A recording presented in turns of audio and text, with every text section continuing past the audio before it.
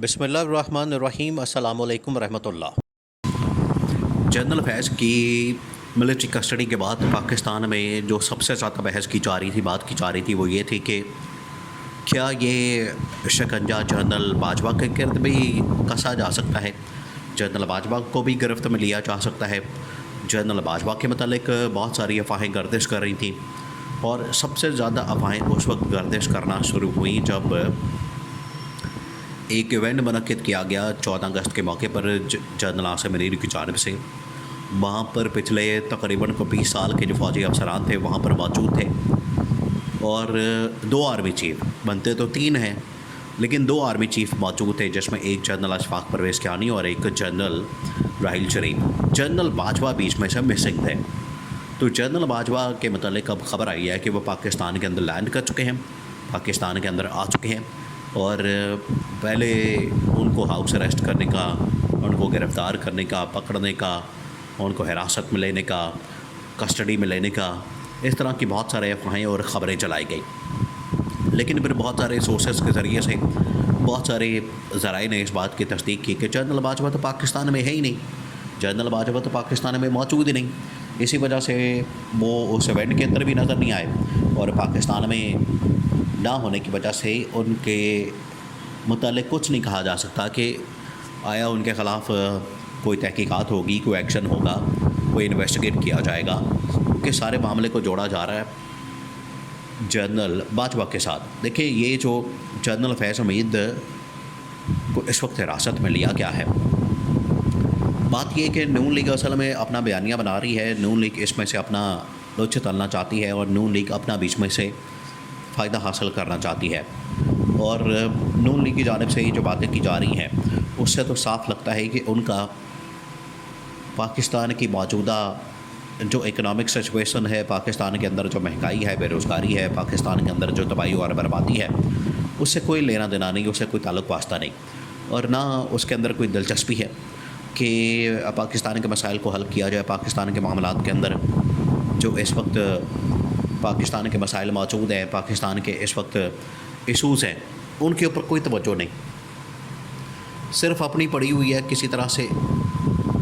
General Bajwa के ख़िलाफ़ और जनरल फैज़ हमीद के ख़िलाफ़ एक बयानिया बनाया जाए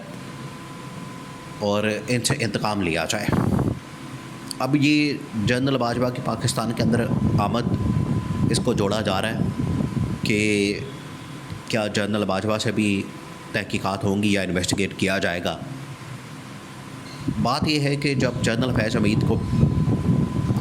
DG बनाया गया तो उससे पहले बतौर DGC उन्होंने ISI के अंदर काम किया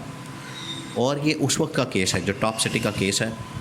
ये 2016-17 का केस है, ये आज का केस नहीं है, बहुत पुराना केस है। और ये कहा जाता है कि उस वक्त जनरल बाजवा की सरपरस्ती हासिल थी जनरल फैज़ हमीद को और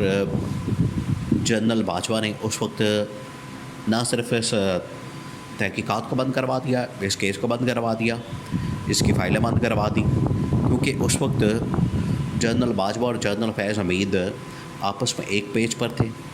एक साथ चल रहे थे, एक साथ काम कर रहे थे और इमरान खान को प्रमोट किया जा रहा था, इमरान खान को लाने की कोशिश हो रही थी और इमरान खान का प्रोजेक्ट लॉन्च किया गया था। ये नून लीग की जानिब से बयानिया बनाया जाता है और नून लीग इसके ऊपर बड़ा इसरार करती है, नून लीग इसके ऊपर बड़ा मुसर है, नून लीग इसके ऊपर दबा के पैर बांध के झूठ मार रही है और कह रही है कि इनका ये मकसद था कि ये दोनों मिल के गेम कर रहे थे। तो बाद में जनरल बाजवा ने इसको प्रमोशन दी, जनरल फैज़ हमीद को लेफ्टिनेंट जनरल के ओहदे पर, बाद में इनको DG बना दिया गया। तो इनके फिर इख्तलाफात शुरू हो गए कि जनरल फैज़ हमीद अपनी कोई सेटिंग कर रहे थे नून लीग के साथ, पीपल्स पार्टी के साथ और PTI के साथ या इमरान खान के साथ, और जनरल बाजवा अपनी को लाइन ले रहे थे। अब ये वो तमाम की तमाम बातें हैं जो कि सारी कहानियाँ झूठ हैं, जो कि सब बयानियाँ बनाने की कोशिश की जाती है कि ये जो सारी सूरत हाल पैदा हो रही है इसके पीछे असल में जनरल बाजवा और जनरल फैज़ है।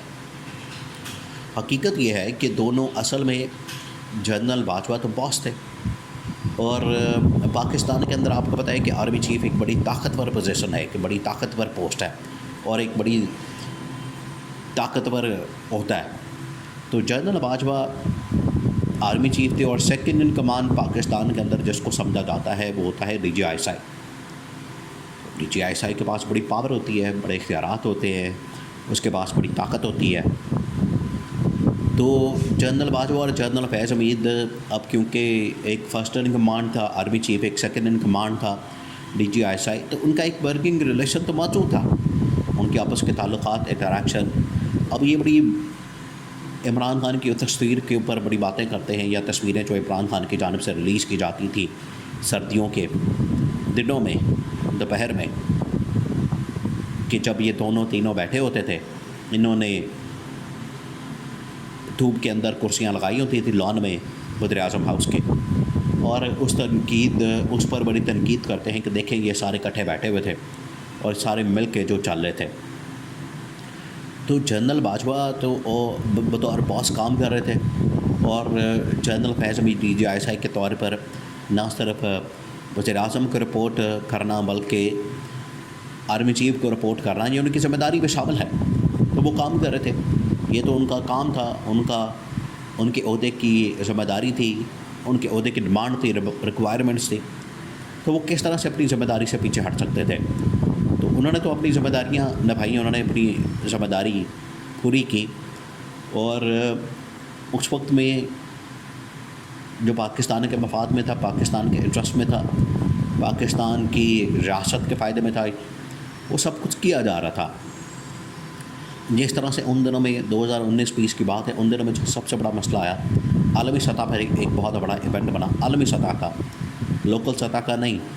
आलमी सतह का, कि जब अमेरिका को और 80 ममालिक की फ़ौजों को अमेरिका से निकाला गया अफ़गानिस्तान से, तो ये असल में इन्हीं तीनों का किरदार था उसमें, इमरान खान, जनरल बाजवा और जनरल फैज़। और ये कहते हैं कि ये दोनों मिलके लूट मार कर रहे थे, या दोनों मिलके पाकिस्तान के अंदर ये साजिशें कर रहे थे, जो नवाज़ शरीफ और शरीफ ख़ानदान की जानिब से ये बयानिया बनाया जाता है। लेकिन हकीकत ये है कि आज अगर ये जनरल बाजवा के ऊपर डालने की कोशिश की जाएगी कि जनरल बाजवा की सरपरस्ती जनरल फैज़ को हासिल थी और जनरल फैज़ उनकी सरपरस्ती में काम कर रहे थे, तो बतौर चेन ऑफ कमांड अगर देखा जाए, चेन ऑफ कमांड देखी जाए, तो उसमें तो ये एक दूसरे के साथ बैठना ये तो उनकी ज़िम्मेदारियों में शामिल था। लेकिन नून लीग और पीपल्स पार्टी या ये हुकूमत वाले जो इसमें से अपनी मर्ज़ी का बयानिया निकाल रहे हैं,